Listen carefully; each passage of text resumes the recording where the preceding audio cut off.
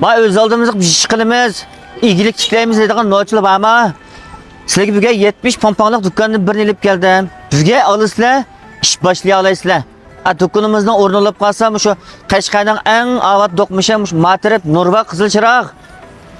Matrib, Arshibajong taraf. Do'qmishdilar. Do'konimizning aloqalish telefon nomeri 180 99 84 19 84. Buna olsa qiziqadiganlar men bilan menglar. Ma do'konda bunda choyxona qilgan do'kon ekan.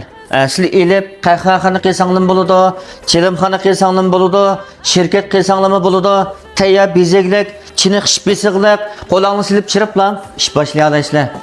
Lekin Jangsho'sa intayin modaylik yaxshi bizlib ekan ma'mur yerda. Ma do'konimizning yillik ijarasi 30 ming koy. Intayin muvofiq ekan. Endi o'tinib bir şey qilib qolsa, umi bek qimmat emas. Qiziqdigan bo'lib qolsanglar, bayam telefon nomeriga vas telefon qilasizlar. Ay do'konning egasining nomeri shu. O'zingni aloqalashib, qolgan gapni deysangiz bo'ladi. Men iyilik tiklayman, perlik tiklayman, nima ish qilsam bo'ladi? Beshongni qashlab tug'anga besh olmaydi. Ya o'g'al degan, ya o'ni ko'ramiz, ya do'ni ko'ramiz.